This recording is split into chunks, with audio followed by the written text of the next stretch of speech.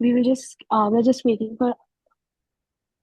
for other members. We'll start in just 2 minutes. Just give me a second as well. I'm getting a call. Let me just put it on Do Not Disturb.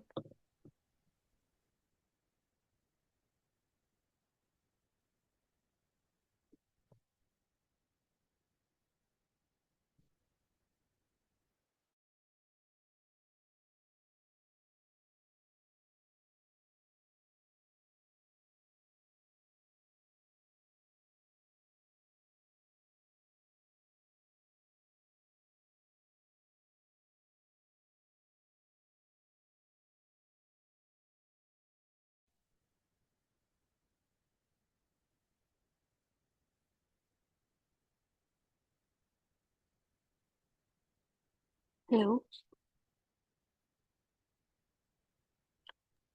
Yes, hi. Hello, sir.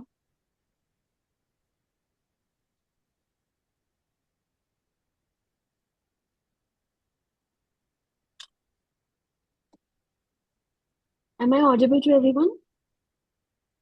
Yes, you are. Okay. So first of all, welcome everyone. And I would like to thank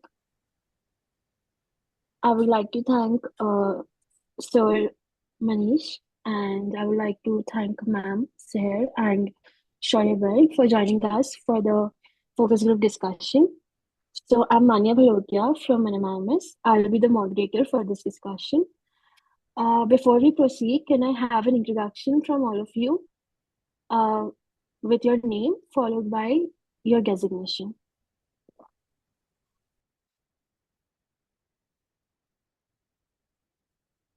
So, hello everyone, this is Manish. I'm a certified nutritionist and nutrition coach, and I run this wellness startup called Life Shapers, which is into changing people's eating habits. Uh, and like that, I'm into this field since last almost a decade. Okay, so thank you. Now, Seher ma'am, you can. Hi, good evening, everybody. I'm Saher. I've just graduated my bachelor's 2 years ago, and I started a home bakery where I sell varieties of desserts, but mainly custom cakes is what sells. I I've always had a passion for baking, and during COVID is when I experimented and decided that it's something that I would like to pursue. So I've been running my small business for 3 years now. It's called Melange Dessert Bar, and it's been great ever since. Okay, thank you, ma'am. Sure, you can. Good evening, everyone. I'm Shaurya, and I'm an avid chocolate consumer. So I think I consider myself a bit of a chocolate enthusiast. So that will be my role in this FGD. Okay, thank you, everyone. Now I would like to introduce you all to my team. So we have Tanmaya, she will be the observer for this meeting, and we have other team members also on the board, whose names are Shaurya and Ritika, Akash, Manas. They will be assessing here with us. So before we proceed, I would like to give you a small brief of the focus group discussion. Basically, over here, we have people from similar background and similar experiences so that it can help us with our project and our findings. As we know, we have a nutritionist and a very professional baker and a chocolate enthusiast. So the flow of the meeting will be that I'll ask a question, which I have already given, and one by one, each and everyone can give their answer. And then, if you guys want, you can have a discussion among yourselves about it. And if not, we can move forward with the next question. So, shall we proceed with the first question? Yes, we could. Okay. So, the first question would be what factors do you believe most influence consumer decisions when choosing a chocolate product? We can go in a format. Manish sir, you can go first, and then Seher ma'am, and then Shoyabai. Can you repeat the question again? Let me just open the question. Yes, sir. So the first question is that what factors do you believe most influence consumer decisions when choosing a chocolate product? So, so chocolate is generally a, you know, when you like from a nutritionist point of view, it's generally bought by a category of people who take it for as a dessert. So obviously, taste is a very very important part when they buy a dessert, and it's not based on any of these you know other fancy things. So it's being a dessert. Obviously, taste is a very very important part of it. Second is the branding part of it. So once people perceive that this is a good chocolate brand based on the marketing ads and other things they see, that's how they buy a chocolate product. Uh, and as Shaurya mentioned, there are people who just buy it because they are chocolate enthusiasts and they cannot tolerate any other flavor rather than chocolate. So I think these are the three major things when it comes to choosing a product. Okay, sir. Ma'am, you can go forward. Yeah, to add on to what Manish sir has said, that's absolutely right. We first, I mean, feel like first we eat with our eyes. That's one of the most common things that's said. A lot of companies, including my own, we spend a lot of our, like, we invest a lot in packaging to make things look pretty because what catches your eye first is what you would pick up. But additional to that, it's not to add to the disappointment of after you spend money to get something for the taste as well. Also, I feel like in our generation now, the word influence has become very out there. People do kind of get influenced a lot by social media and stuff like that. So, marketing by certain personalities also would impact a decision. Like if I were to have a favorite celebrity of mine and they end up promoting this particular brand or any chocolate for that sake, I might most likely would be influenced to try that because of the personality that's marketing it. So I feel like social media marketing and influencers or celebrities do also play a very big role in this generation to influence any person to want to buy something. That would be my 2 cents. Yes, definitely agree. Now show you good. So yeah, I think for normal consumers, the main factors would be the taste of the chocolate or basically marketing, as ma'am said. But I think for people who prefer chocolate or their main preference of dessert is chocolates, they would also like to know the quality ingredients, where the cacao beans are sourced from, and how it's made. The taste and texture also adds to the chocolate greatly. So people would also see that is the cacao being sourced ethically? What are the natural ingredients in it? Are there any preservatives in the chocolate or not? So yeah, people will also pay high prices for special cacao beans, and if they think that the chocolate is ethically sourced. So yeah, I don't think that price will be a factor, but cacao beans and sourcing is important for chocolate consumers.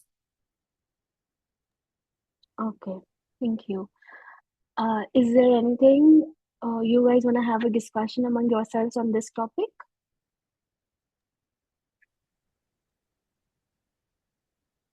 I think for me it is good enough. I totally agree to all Yeah. the two other things. Okay, okay. Thank you. So we'll Likewise, just, but I also do feel like a price would somewhere come in the way, not for chocolate enthusiasts, but kind of like budgeting factor for the vast population. Yeah, As true. someone For who, normal consumers, obviously, price is a great factor for them. yeah, Yeah. yeah, but I feel like I always would understand or rather go for quality over quantity. So I feel like if you do want something great, then you have to pay for it. So I do agree with your point as well. okay. So now moving on to the next question. What challenges or opportunities do you see in promoting a new chocolate brand with an emphasis on health and wellness? Okay, so if I go first, talking about health and wellness, that's my field. So chocolate, as I mentioned, it's generally considered as a dessert. So there'll be no challenge per se when I promote it as a health and wellness product. Only for me, I understand because I understand how people consume food. As Sahar mentioned, looks is the first thing they see, and taste is the second thing they see. So if there is a healthy brand, if I can get near to a chocolate taste, then probably they'll prefer. But if it's anyway, like for example, if you see dark chocolate, there is only a very fixed people of number of people who actually like dark chocolate and developed a taste of it. Do you ask an average person, an average teenager, that would you like a dark chocolate or let's say Cadbury normal chocolate? They would obviously pick up a Cadbury normal chocolate because taste is very important at that point of view. So when we look at any uh, product in the market which has been developed from, which is considered as an unhealthy product, but is made healthy for wellness side, the only factor is taste. Like for example, I love chole bhature, but if you give me a baked chole bhature, I would not have it because the taste is the very fact for which you have a chole bhature is the taste part of which is because which comes because of frying. Okay, we can give n number of alterations. So I think taste is very important. So if for a wellness product which is considered unhealthy, if you're ready to get near to the taste of what it gives, and the pricing part of it is very important because even though people are in the wellness market, there uh, the the pricing goes very high whenever we try to make it a super healthy product, right? Again, coming back, if you can see any product in the market which is you know probably made out of quinoa or made out of, like for example, baked product, samosa and a baked samosa, the cost will go up, right? So if the cost margin is not very high, like if I pay 12 rupees for one product and I pay 15 rupees for a healthy product, probably I'll choose that. But if I pay 12 rupees for a unhealthy product and let's say a 30 rupee for an healthy product, then my choices will become limited slowly and not pick up that product too often when it talk about the commercial side of it.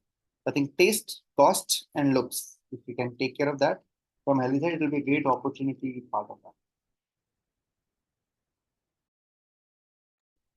Okay. Thank you, sir. Ma'am, you can. Stars pretty much brushed over the entire topic exactly how I'd say it. So when it comes to challenges, I think the one thing that I can think of the most would be the pricing.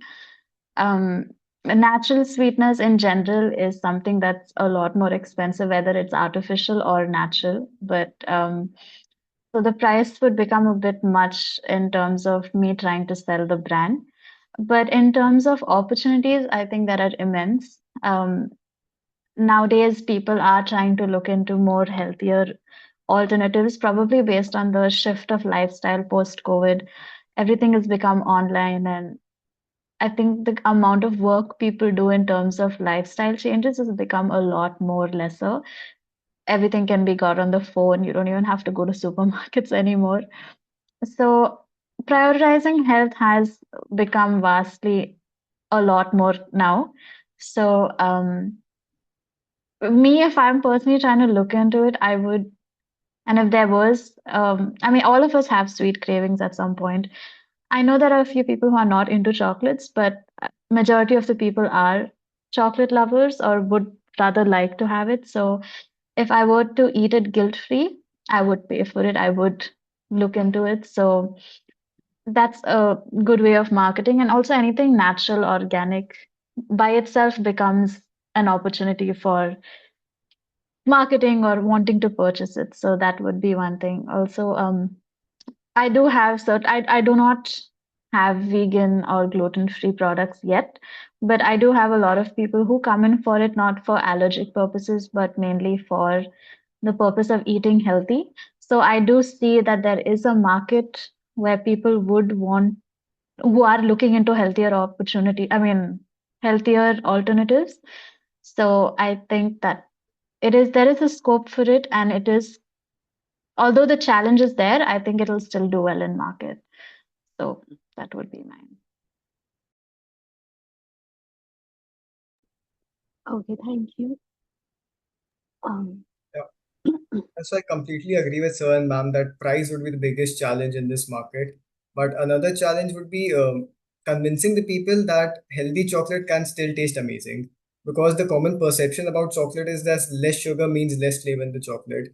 But that is also where the opportunity lies. The opportunity is proving this idea wrong, that healthy chocolate can also be tasty and taste just as good as normal chocolate. If the chocolate tastes just as indulgent but comes with health benefits, it'll appeal to a wide range of consumers. For example, if a consumer goes to a supermarket and he sees a normal chocolate and a healthy chocolate, if there's a price difference of 5 to 10 rupees, he'll obviously prefer the healthy chocolate over the normal chocolate if he knows that the healthy option tastes just as good as the normal option. So that's where I think the challenges and opportunities in this sector lies. Okay. So, before I move on to the next question, while listening to the answers, I had this one thing in my mind. And because you guys are experts, you will be able to answer this. So, like once some random day, we were having a discussion in a class ki, are healthy products actually that expensive or are they competitively priced that people will choose them? Because as a normal consumer who isn't out, for example, I would think कि अच्छा healthy है तो वो expensive ही होगा. But there are some research which shows कि it's not that expensive. It's just the perception कि it's healthy, so it's expensive. So to clear that out, what are your views? Is it really like that?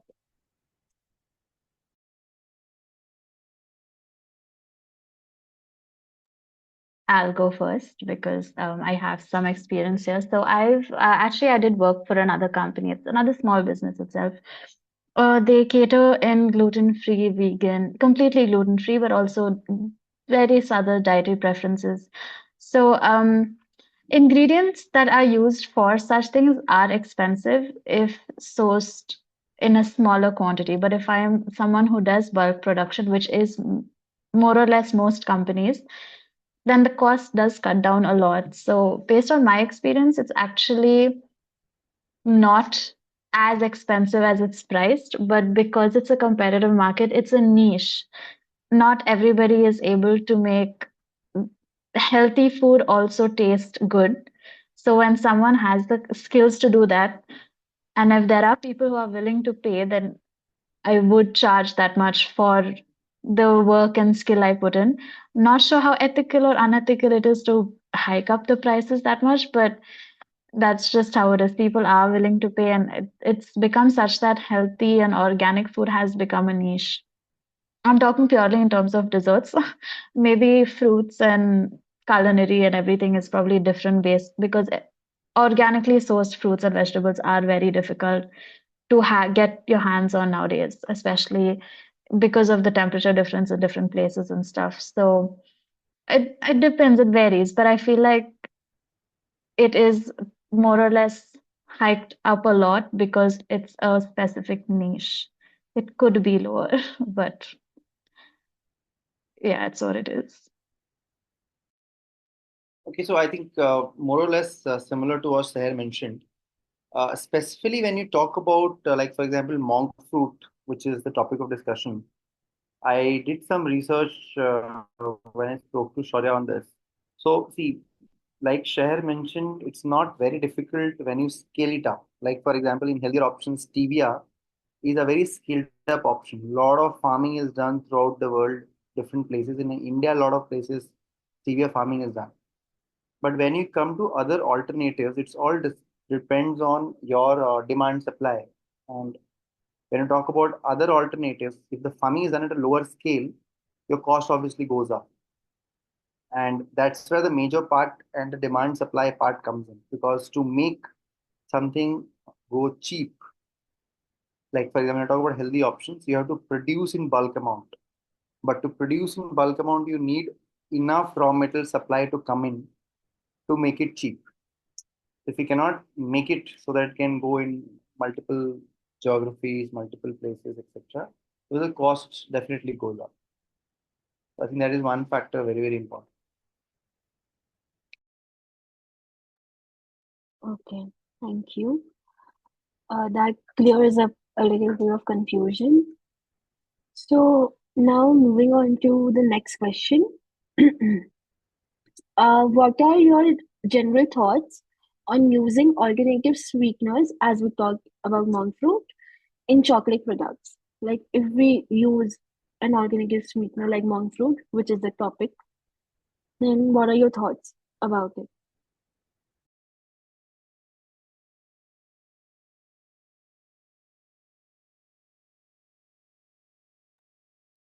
Anyone can, like, whoever wants to speak.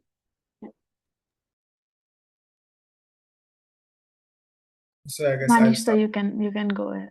Yeah, Yeah. so monk fruit, I did some research on monk fruit. So obviously, the first point I mentioned, what I read was it's a better option than stevia because stevia has some side effects when it comes to digestive issues on long-term usage.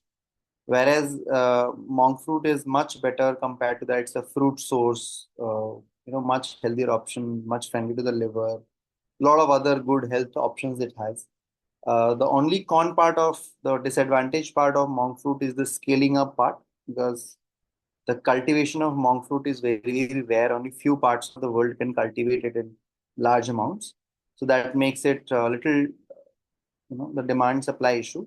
Second is the taste part of it, as we mentioned. So if the second disadvantage of monk fruit is the taste. It is because it comes from a fruit, and every fruit has a very distinctive fruity taste. So when you mix it with chocolate, I'm sure Seher will know it better when it comes to mixing up things. If they don't gel up well, it'll destroy the taste of the whole experience of the person having. And usually, fruit has its own very very typical taste. And if it remains, like for example, stevia chocolate, I had stevia chocolates multiple times. You will feel a different taste after taste. So like after you eat stevia chocolate, you get a little bit of bitterness towards the end, when the chocolate is over. So that is one. But in terms of advantages of monk fruit, it has tremendous advantages when it comes to health. Uh, very it has good number of antioxidants. Much better compared to stevia. Much lower side effects in terms of stevia. Plus, when you use a fruit. Uh, the advantage is being of a natural component like stevia, while it comes from leaves of this. So the longevity of the health benefit of that is much much great. Whereas again, coming to disadvantage of a fruit is the longevity part of the product. So the expiry comes lower when you use a fruit component because fruits usually expire, and the expiry part of that comes down. So this is a mixed sort of answer in terms of advantages and disadvantages when it comes to monk fruit versus other healthier options like stevia, which is top of the market when it comes to healthier options for artificial sweetening.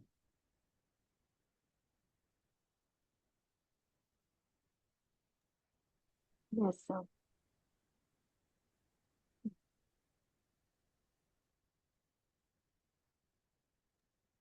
Just a second. I'm having some disturbance. Yeah, Ash. Yes. Is it too loud that I'm all sparking? No, no, it's I sure fine. you can go through. I will have someone do that. Yeah. Yeah, all right, I'll do it. So I think monk fruit can work well if done right. It's because it's naturally sweet without the bitterness that some other sweeteners have. The key is making sure that the sweetness doesn't overpower the cacao flavors, and if the balance is good, it can be a great option. But if not, it can genuinely ruin the experience for those who appreciate quality. I have also tried a chocolate which has used which has sorry uh, yeah, which has used monk fruit as an alternative sweetener. So I tried this chocolate, Laganto chocolate in Thailand. So it has a good combination of good balance between it, but it did have a bit of bitterness aftertaste because I think they overused the monk fruit in it. Otherwise, if you get the balance right, it'll be a great sweetener replacement from stevia and other. Yeah. Yeah. So based on the research I did, the first thing I did was Googled if monk fruit does have an aftertaste because I've personally never tried the fruit or its use in a chocolate. And from a few articles, I got a response where it says there is little to no aftertaste. So, like you said, the balance must have been off in the chocolate you tried. And also, the fruit by itself, the potency of the sweetness aspect of the fruit is a lot more potent than regular sugar. So that would also aid somehow in the taste of the fruit, because then you would have to use a very small quantity to get the required sweetening, how much you would prefer, as against using regular sugar. So that way, if of course, a lot of trial and error needs to be done to get the balance, the recipes right. But otherwise, I think that this is a great alternative, and compared to, like Manish sir said, that artificial sweeteners are have its side effects on your body. Like, we work like for the healthier alternatives, we usually try to use stevia or erythritol, xylitol, and these do impact your health. Even though, although for a very small percent, it does impact in some way. Whereas this fruit is natural, so it would not have such side effects, and if used right, maybe you can kind of reduce the amount of taste of fruit because you're using a small quantity, and it could also just be made almost similar to any other chocolate without the aspect of having to consume sugar or calories.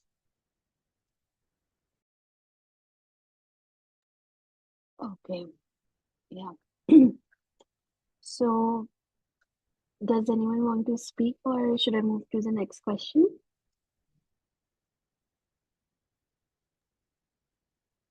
No, I think pretty much everybody covered. But only thing is that when you think it commercially, let's evaluate both taste and commercials together to understand whether an idea can be commercially viable idea or not.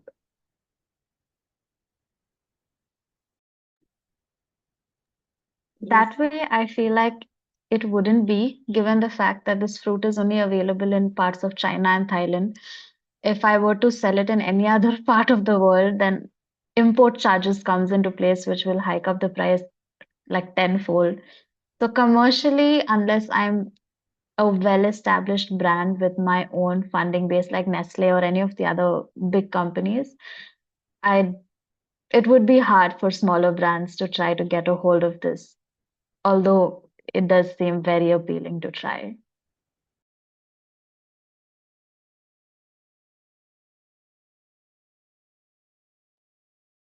Yes, definitely true.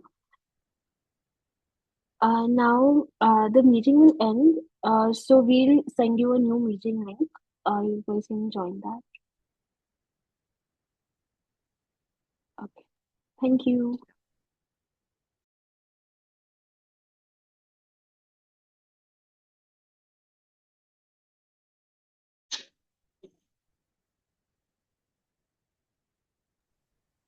Okay. Shall I proceed? Is everyone ready? Yeah. Okay. So coming to our next question, how do you think consumers would perceive a chocolate product that is marketed as using a natural sugar alternative like monk fruit?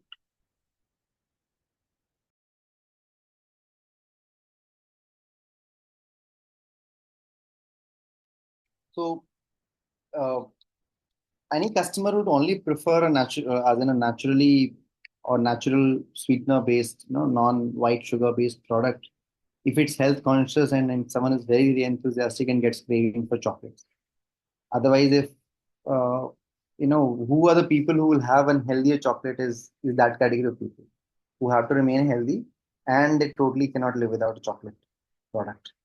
That's the range of people who would like to have a healthier chocolate uh, compared to a normal chocolate. That's how I feel.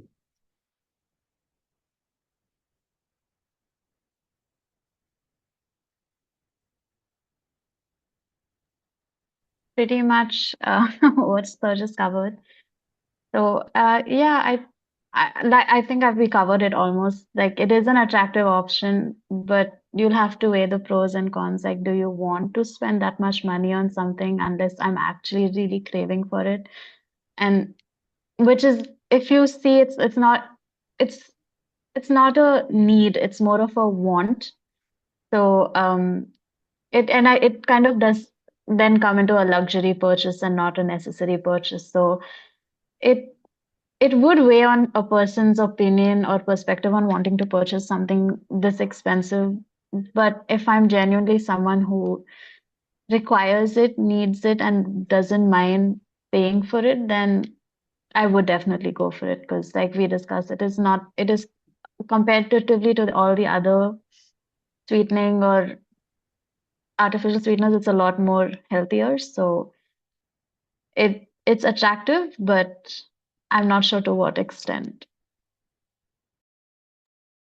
So I also think so, but people are more health conscious these days, so they'll likely be interested in natural sugar alternatives other than stevia because stevia is not natural.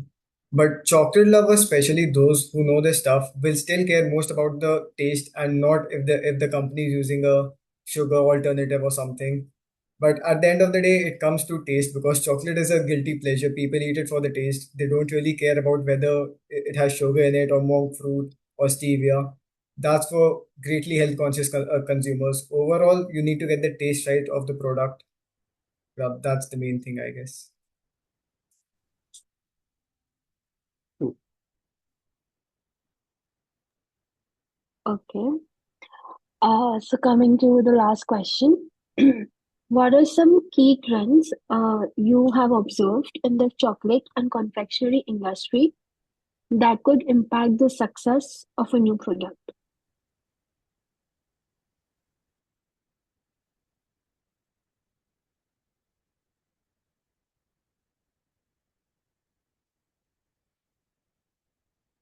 I think, see, I'm from the health side of it. I don't follow that much in terms of, but yeah, I come from a market background also. One thing which I have seen in terms of healthy, which Shaurya just mentioned, for chocolates, definitely taste is very, very, if you're talking only about chocolates, if you're mixing monk fruit or stevia in chocolates, taste is very, very important because when you see a market share or forget market share, go to any shop, normal supermarket, see the number of chocolate brands and number of dark chocolate brands. You'll see even big companies like Amul, Nestle, Cadbury. All of these companies have very few product lines which only focus on healthy side because they know, as Shaurya mentioned, it's guilty pleasure. People would love to have a chocolate just because it tastes very very good, and they would probably go for one bite of a small Kit Kat rather than let's plunge. I get only a 5 rupee Kit Kat. I'll not have the whole 150 rupee chocolate, but I'll have that small Kit Kat, a 5 rupee munch or something. But I'll have that guilty pleasure. So I think to be very very choosy, choosing health side of it. And from a health background, I'll tell you that if you're making a health product, better go into areas which is completely into health, like focusing into grains, which is into health, focusing into like quinoa products or you know products that are completely on the healthy side of it, make it even more healthier and create a market for it. Because at the end of the day, I know I have been into industry for more than 15 plus years. Commercial success is success. You cannot have a product without a market, and so it has to come to the ground and you have to make money out of it. So that would be my take on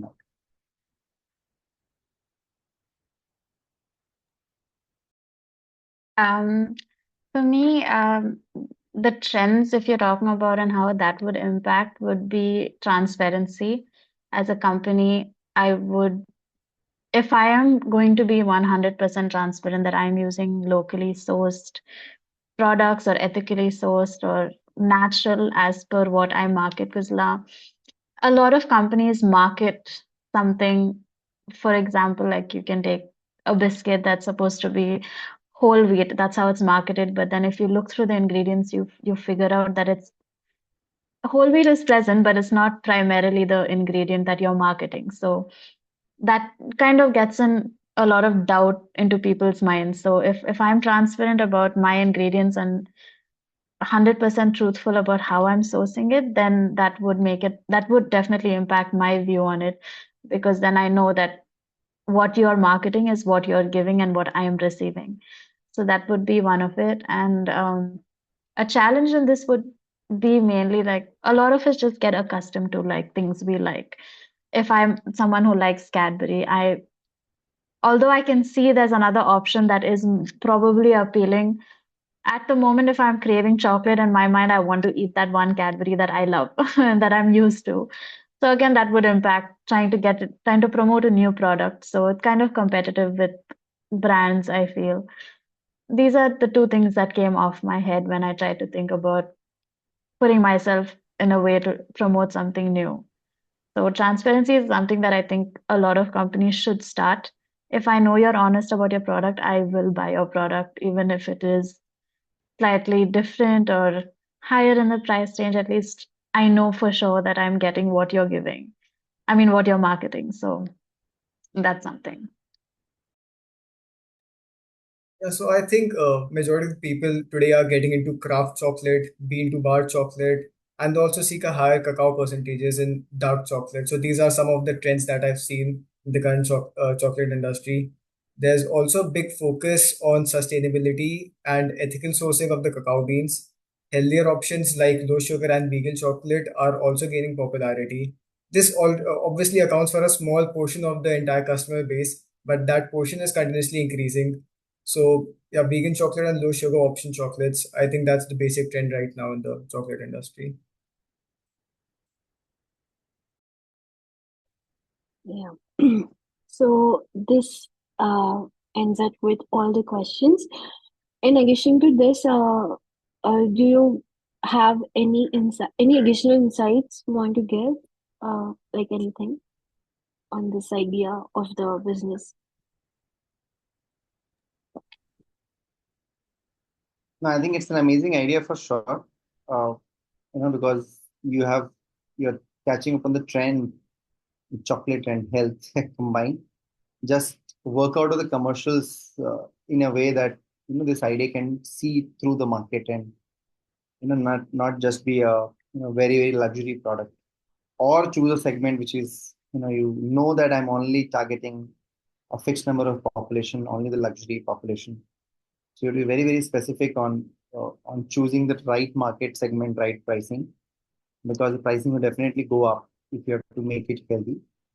Uh, and and then if the commercials work great and you find a right formulation which tastes great at that same time, then I think Shaurya gave an example that he has tasted some monk fruit cookie, but unless it is very commercially viable and he loved the taste so much, he would have not have probably carried 15 packets from Thailand to his India home. He would have just tasted it, probably Yeah. bought one packet, just for sake of that I tried something new. And now he's not looking forward to reorder it, you know, from Thailand. Now imagine you created a product that when people taste it once, they would load their luggage bag with the package till the time they reach the luggage limit. So much of loading they do. They come back to India, they share it with their friends, they give it to their friends, they eat themselves, they find a way to order from Thailand. That is a commercial success. That it was so good, it was so healthy that I would do whatever at whatever cost to get it to my friends, for my family, and I'll order and get it done. So checking on those numbers, that can I make it that tasty and can I make it that commercially viable, is obviously because you're asking for a business sense. For a product sense, for like for example, for someone like Seher to design one cake and give to a customer, that definitely makes sense. But to make it and come to chocolate, it's about scale. I think that's how you make money in chocolates.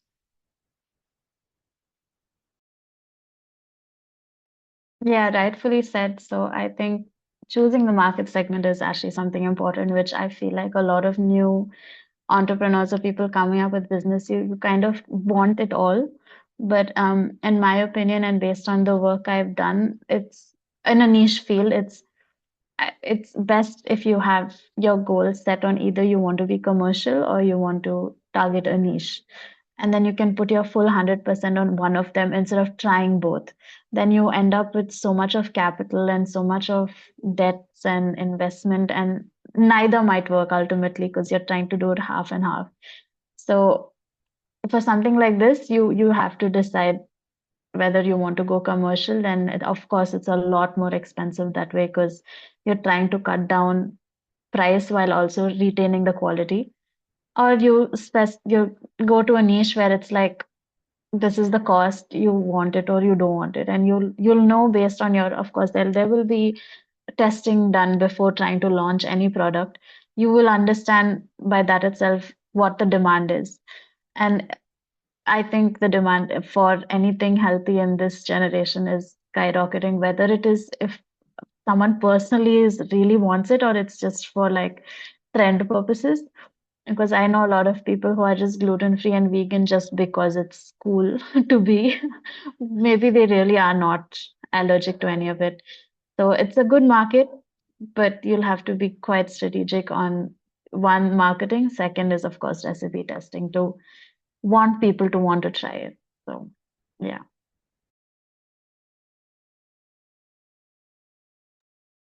So, uh, I just have one more thing that just came into my mind. So, according to your profession, would you promote this? For example, Manish sir, as a nutritionist, for example, we, like a very, imaginary situation, we come to you with a product, ki, this is a product. Would you promote it to your customers? Ki, okay, this is one of, like, just as a cheat, like when we want to give a cheat to that person, a cheat meal.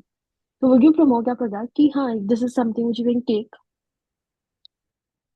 No, so definitely, as Seher mentioned, if I understand, so obviously I would promote, whenever I find a new product, first I taste it, I find the ingredients right and do that. But frankly, when it comes to health side of it, unless, the right ingredients and ethical way it is done, uh, costing obviously for us to promote is immaterial for us because that's the customer has to buy. But if the ethical way of sourcing and right way of making it has been done, because frankly, I am very much into reading food labels. I have not found an out of 100, there are only one or two brands who are actually writing, the right ingredients, even on stevia products. So even stevia products are super unhealthy because they write stevia and they add a lot of dextrose and other things in their product, which is hidden in the, in between the lines, and you have to be very good to read those kind of things. A normal customer will never do. So very, very particular if you are there in terms of right sourcing. Definitely promotion is, and as I have mentioned, people are looking for right products. They are definitely looking for good products. Although it's a niche people, very, the percentage is not into commercial level, but definitely people are there. We would promote if the ingredients and the right production has been done with right ingredients. Yes, definitely. Thank you. So, ma'am, would you, like, as a professional baker, be interested in trying this as a new segment or something? I mean, if I'm able to make a chocolate cake that is also healthy, why not? You can, instead of just getting a cake guilt-free, you get a whole, I mean, instead of just getting a chocolate guilt-free, you get a whole dessert. Since there are, of course, a lot of healthier ways of making dry cakes, like without chocolate, just like ragi or semolina, or any of them. Like there are healthy cakes, and if I can add chocolate to it without it hindering the health aspect, I would definitely go for it. But as long as, like I said, the chocolate, if you are giving it to me as a product that is without any harmful chemicals or artificial sweeteners, if it is ethically sourced, if it is the product you're selling to me, if it turns out to be exactly that, I would definitely try to promote it as a chocolate by itself. And there are n number of desserts I can make with a chocolate, or anyone actually can. There is a chocolate flavor in almost every single thing. So if I can make a healthier version of a whole set of desserts using this kind of chocolate, then it would definitely that would become a whole different market by itself, kind of like a sub market to the chocolate. So it does open up a lot of doors for you and me if you're coming to me with the chocolate and for my business as well. So it is something that would I feel would pick up if done right and properly. Yes, ma'am. Shoya, I think as a chocolate enthusiast, would take the risk of trying chocolate which is like this? Yeah, surely I'll try this chocolate. But if you get the balance between the monk fruit and the chocolate right, it'll obviously taste good and be an healthy option compared to any of the chocolate in the market. So I'll obviously recommend it to other people also. And it'll be a good chocolate to have, I guess. A healthy option which also tastes good. Yeah. Okay, thank you. So, is there anything else anyone wants to add, or I can conclude the meeting? I think And nothing from I my think side. we yes, I think we pretty much Thanks for concluded inviting. almost all aspects. Okay, okay. So before I end, I would like to thank all of you for joining this discussion and helping us to analyze what all parts we can improve and include in our project. It will be really useful because you guys are the experts. So I mean, it's like a very good research. So thank you so much for giving your time and just being there for us. Thank you. It Thank you, was my everyone. pleasure. Thank you Thank for you. having me as Okay, well. thank you. Okay, bye bye. Bye bye. Have a good night. Thank you.